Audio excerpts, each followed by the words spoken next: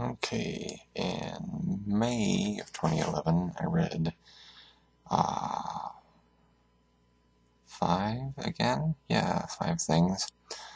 The first one I read was Wolfsbane, which I had started to mention in the previous video, but confused it with Masks.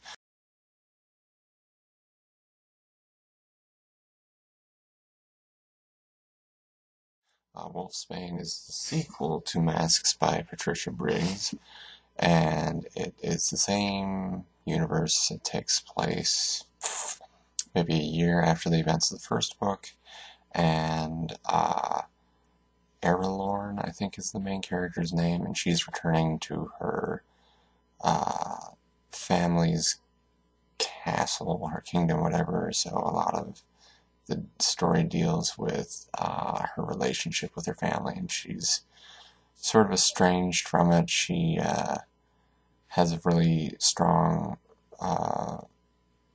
she has a really close relationship with her father, who's sick when she gets back, but everyone else is difficult situations going on, and I think one of her in-laws doesn't trust her because she is sort of a magician and she has the ability to shape change, and so it's sort of a mystery, but still sort of high fantasy, as it's usually termed, which is usually medieval fantasy.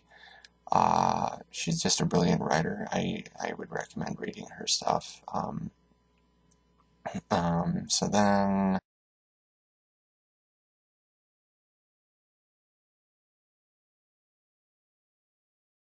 I read Mr. Harrison's Confessions, which I mentioned in a previous video.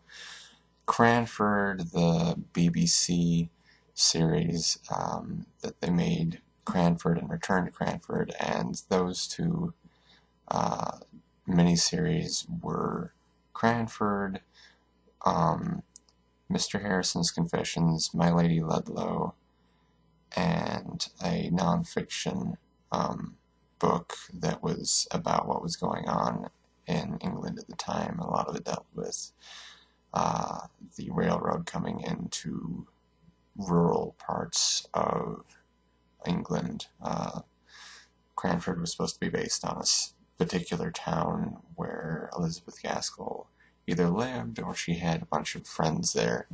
But Mr. Harrison's Confessions is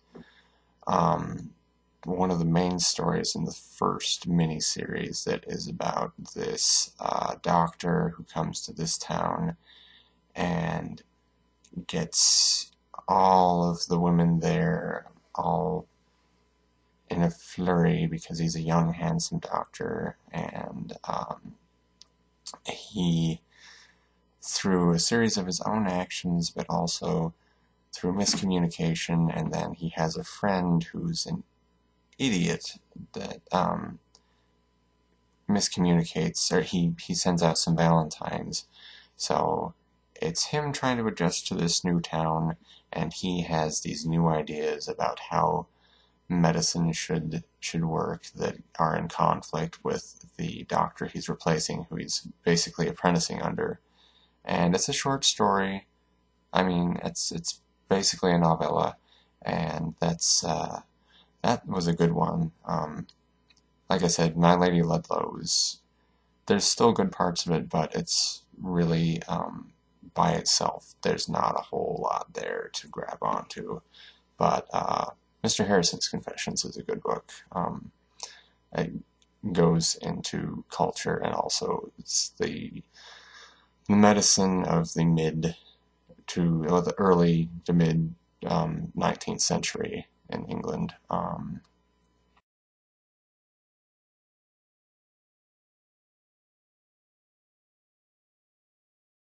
read Palestine by Joe Sacco. It's a graphic novel. He's one of a series of newer comic book writer-artists who are journalists, and they spend this long time researching their subjects. So I think the story takes place in the 90s, and it's him going to Palestine, and most of it is spent in the Palestinian territories. He spends a little bit of time in Israel, but most of it's in Palestine, and he's just interviewing people, and he has some additional research material about what was going on at the time in terms of America's involvement and just the overall context of the conflict in Israel.